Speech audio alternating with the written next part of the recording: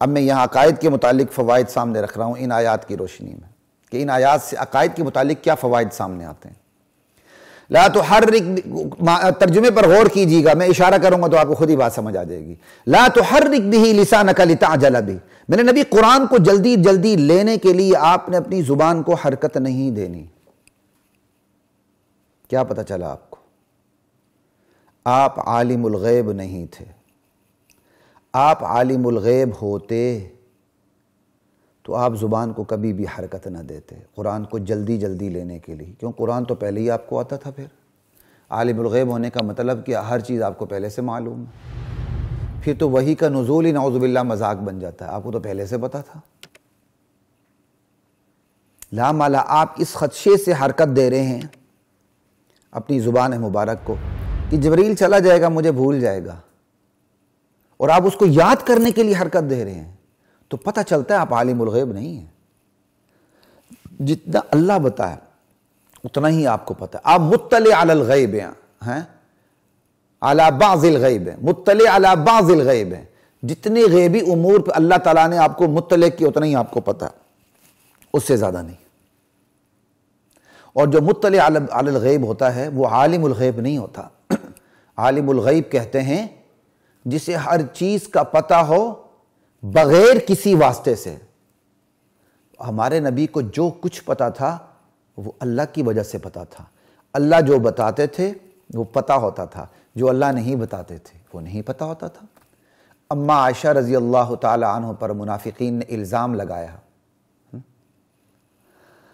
اور آج کے زندیق مرتد اور منافقین نام و نہاد مسلمان جو اپنے آپ کو مسلمان کہتے ہیں اما عائشہ پر الزام لگاتے ہیں، اور جو کافر ہیں اما عائشہ پر الزام لگانے والے، عصمت پر عفت پر کو داغدار کرنے کی ناکام کوشش کرنے والے، جب حضور صلی اللہ علیہ وسلم کی موجودگی میں اما عائشہ پر الزام لگا، کم و بیش 1 مہینے 40 دن تک وحی نہیں آئی، آپ پریشان رہے، اما عائشہ سے بھی آپ کی گفت و شنید رہی۔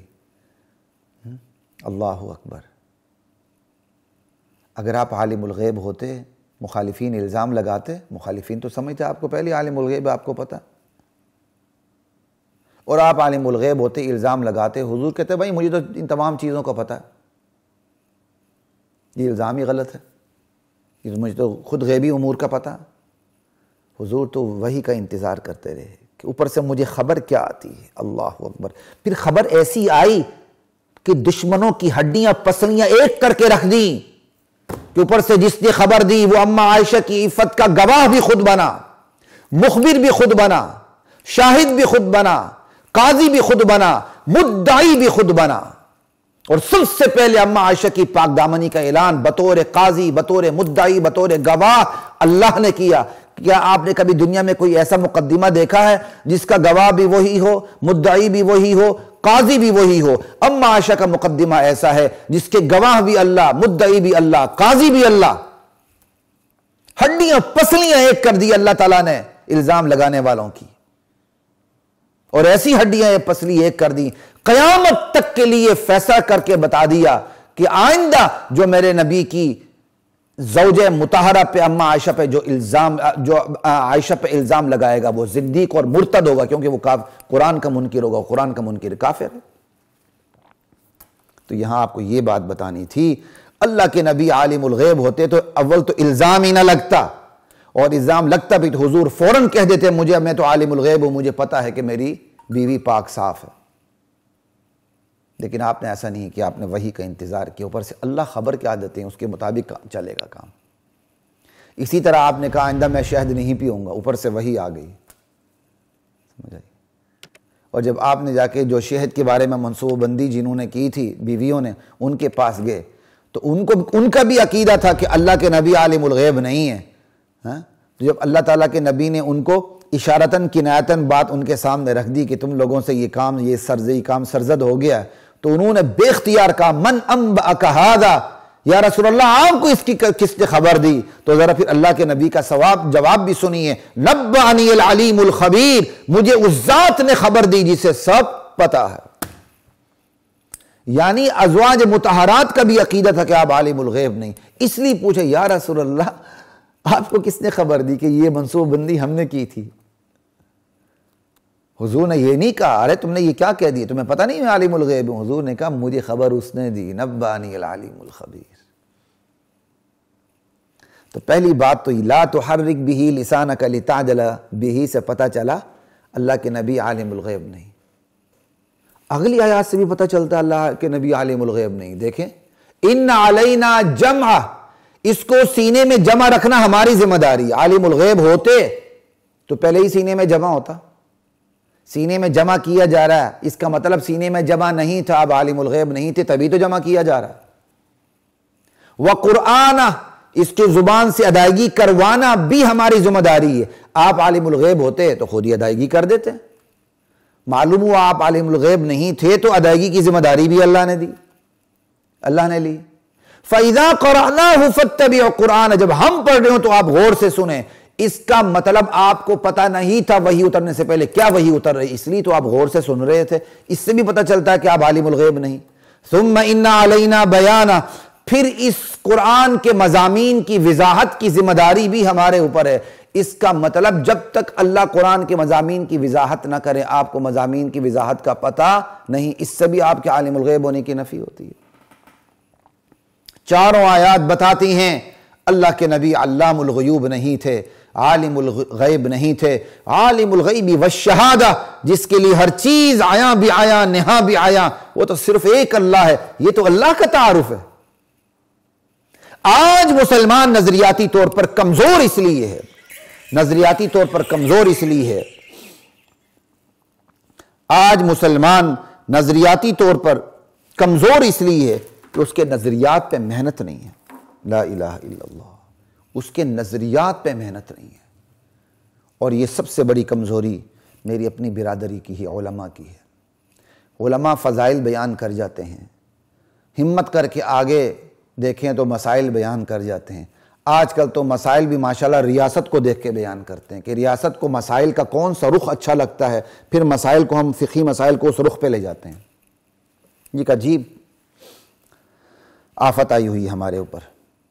عقائد کو تو ہم چھیڑتے ہی نہیں نا، ہم کہتے ہیں نا نا نا نا نا عقیدہ بیان نہیں کرنا، دل آزاری ہوتی ہے، مخالفت ہوتی ہے، اور ہم نے اپنے فارمولے بنائے نیک نیتی کے ساتھ اچھے طریقے سے بیان کریں تو آگے سے مخالفت ہوتی ہی نہیں ہے۔ انا للہ و انا الیہ راجعون، کمی بیشی معاف، اس قسم کے مضمون بناتے ہیں۔ تو پھر مشرکین مکہ کی کیوں دل آزاری ہوئی تھی جب اللہ کے نبی نے توحید بیان کی تھی؟ کیوں آپ لہو لہان ہوئے تھے؟ کیوں آپ کو پتھر پڑے، یہاں تک کہ ہجرت پہ مجبور ہوئے، تلواریں نکل آئیں؟ کیوں مخالفت ہوئی آپ کی؟ کیوں آپ کو ساحر، کاہن، شاعر، مجنون، دیوانہ کہا گیا؟ کیوں آپ پہ الزام لگائے گئے؟ کیوں آپ خانہ نبوت پر الزامات لگے، آپ کے دامادوں پر الزام لگے، آپ کے سسر پہ الزام لگے، سسرالیوں پہ الزام لگے، دامادوں پہ الزام لگائے، کیا کہتے ہیں، بیٹیوں تک کا انکار کیا گیا کہ آپ کی بیٹیاں نہیں ہیں، آپ کی صرف ایک ہی بیٹی ہے۔ یہ سارے کام کیوں ہوئے؟ دل آزاری ہی تو ہو رہی تھی مخالفین کی۔ اس لیے اپنی طرف سے خود ساختہ کسوٹیاں اور معیار نہ بنائیں۔ مان لیں آپ نے مدرسے چلائے، بڑے بڑے ادارے بنائے، مان لیں کہ آپ نے عوام کے اندر توحید کی محنت نہیں کی۔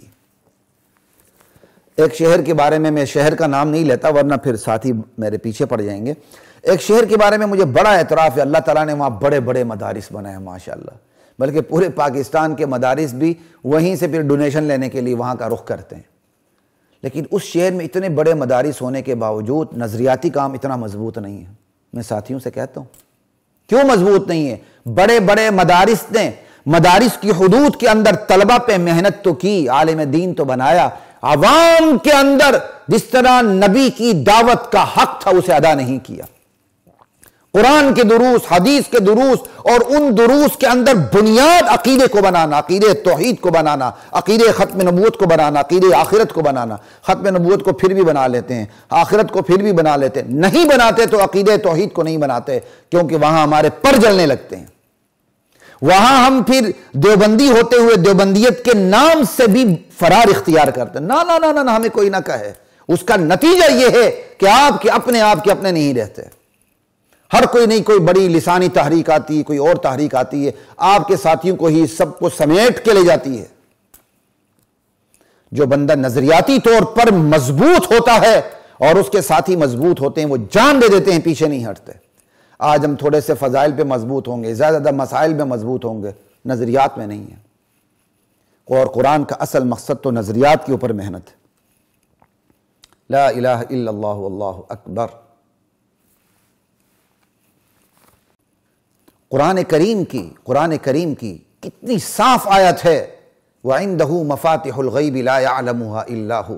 غیب کی چابیاں اللہ کے پاس ہیں، اللہ کے سوا غیب کو کوئی بھی نہیں جانتا۔ لا يَعْلَمُهَا إِلَّا هُ، کوئی بھی نہیں جانتا اللہ کے سوا غیب کو۔ وَيَعْلَمُ مَا فِي الْبَرِّ وَالْبَحْرِ، بر و بحر میں خشکی تری میں کیا صرف ایک اللہ جانتا ہے۔ وَمَا تَسْقُطُ مِن وَرَقَةٍ إِلَّا يَعْلَمُهَا، ورقہ گرتا نہیں اللہ کے علم میں ہوتا ہے۔ وَلَا حَبَّةٍ فِي ظُلُمَاتِ الْأَرْضِ وَلَا رَطْبٍ وَلَا يَابِسٍ إِلَّا فِي كِتَابٍ مُبِينٍ، اور زمین کی گہرائیوں میں کوئی دانہ پڑا ہوا ہو۔ وَلَا حَبَّةٍ فِي ظُلُمَاتِ الْأَرْضِ وَلَا رَطْبٍ وَلَا يَابِسٍ إِلَّا فِي كِتَابٍ مُبِينٍ، رطب و یابس سب کچھ اللہ کے علم میں ہے، کسی اور کے علم میں نہیں ہے۔ اگر اللہ جن صفات کے ذریعے اپنا تعارف کروا رہا ہے، یہ صفات اللہ کے علاوہ کسی اور میں بھی پائے جائیں تو پھر تو اللہ نہیں رہا نا، اللہ کے ساتھ تو غیر شریک ہو گیا۔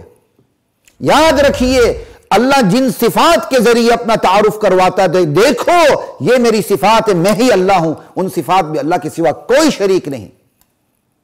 لا الہ الا اللہ۔ اللہ بار بار کہتا ہے عالم الغیب والشہادہ میں ہوں۔ اللہ اپنی نبی کی زبان مبارک سے ادا کرواتا ہے وَلَوْ كُنْتُ أَعْلَمُ الْغَيْبَ لَاسْتَكْثَرْتُ مِنَ الْخَيْرِ وَمَا مَسَّنِيَ السُّوءُ، میرے نبی آپ اپنی امت کو بتا دیں، میں اگر غیب کو جانتا ہوتا تو میں بلائیاں ہی بلائیاں کھٹی کرتا، مجھے کبھی کوئی تکلیف نہ پہنچتی۔ غزوہ احد میں نبی علیہ السلام کے دان مبارک شہید ہوئے، اللہ کے نبی کو پتا تھا کہ ابھی یہ ضرب پڑنی اور میرا دان شہید ہونا ہے، آپ اس مقام پہ کھڑے ہوتے ہیں؟ کیا عجیب ہم نے باتیں بنائی ہوئی، اسلام کو مذاق بنا لیا ہے ہم نے۔